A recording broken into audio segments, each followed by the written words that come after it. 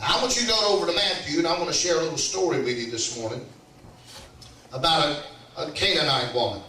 And when you read this story, it's as if Jesus is out of character. I want you to notice this in the story. This is the only time that in the scriptures it looks as if Jesus is out of character. It doesn't sound like something he would do. It doesn't sound like something he would say. But somebody shout, I've got a voice. Verse 21, chapter 15. And then Jesus went thence and departed. He parted in the coast of Tyre and Sidon. And behold, a woman of Canaan came out of the same coast and cried unto him. Now, I want you to understand that this woman was not a part of Israel. She was a Gentile. She was in the outskirts, and that's where Jesus was. Jesus wasn't in the great place of what some of us, our minds may lead that Jesus was going through.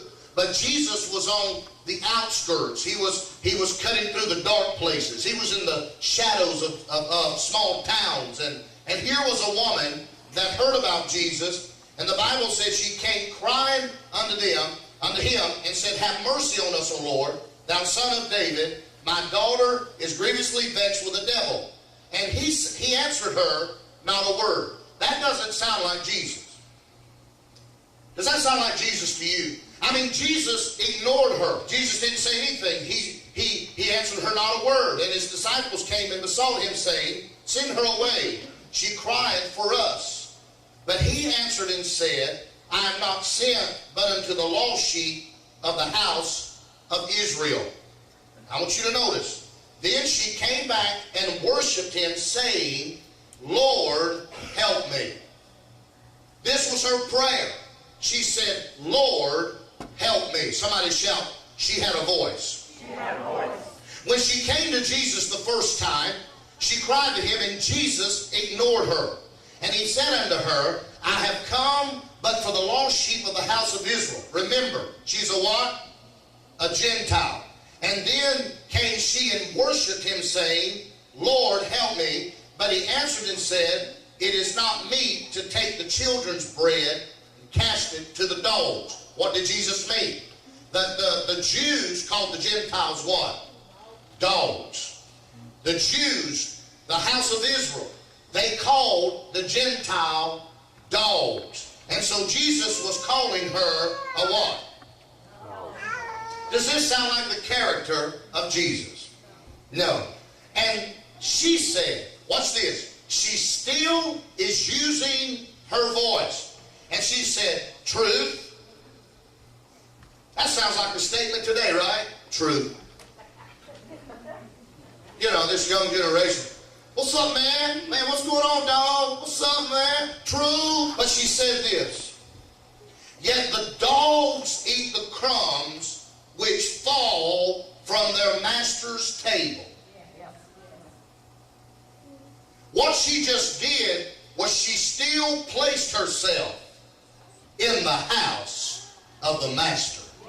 Come on, somebody. What she did was, with her words, she included herself with favor from the master's table. She said, I know who I am. I know I might be a Gentile, but I'm still connected. I'm still in the house. I still get the leftovers, but I'm still getting something. And Jesus looks at her, and while she's saying, yet the dogs eat the crumbs which fall from their master's table. And Jesus answered and said unto her, O woman, great is your faith. Be it unto thee even as you will. And her daughter was made whole. Jesus looked at this woman, and he said, your faith is what has caused your daughter to be healed. What does that mean? That means she didn't take no for an answer. And Jesus wasn't being rude to her, but what Jesus was doing was Jesus was trying to pull something out of her.